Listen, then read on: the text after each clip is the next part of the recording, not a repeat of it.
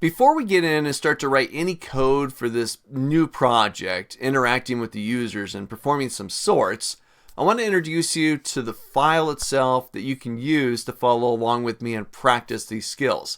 There's a little bit of VBA code already in the file. So this file is called sortingrecords.xlsm. Remember that M?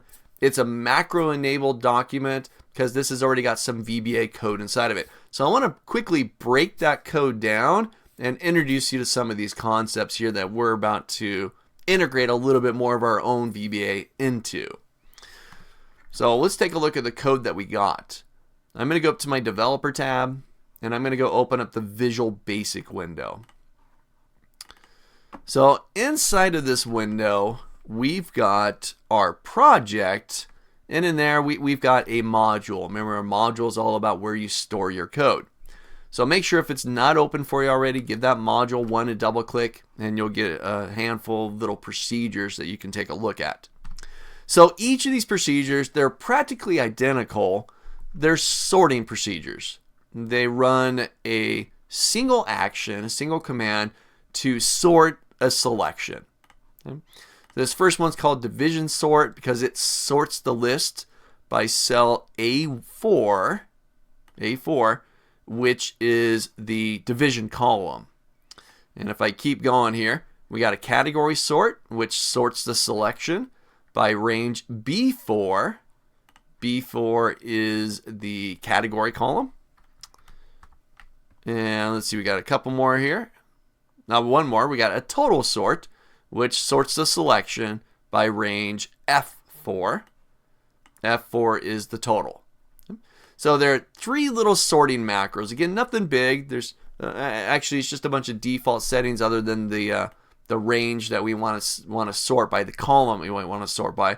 We want to do it ascending order. There's a setting for whether or not your list has headers. We're going to tell it to guess, meaning yeah, they got headers. Excel will look for that. We're not using a custom sort, custom order. We're not going to match the case. We're going to do a top-down orientation for our list, and we're going to perform a normal sort on our list. So I've created these for you. We're going to create the interface that the user can get to determine which of these three sorts we should be sorting our list by. Okay? So I just wanted to quickly introduce you to those three procedures. Just know that they're in there. We're going to reference those procedures by their name as we start building the logic and the interface that the user can work with in order to sort the list. So get that worksheet open, sortingrecords.xlsm. Open up the Visual Basic window. Just poke around in there, take a look, make sure you got the three procedures in there, division, category, and total sort, all found within Module 1 of this project. So get that open, poke around in there, and then jump into the next video, and we're going to start to build the logic. Actually starting with the interface, little prompt for it to come up, and then we'll build the logic based on the user input dictating which one should be sorting.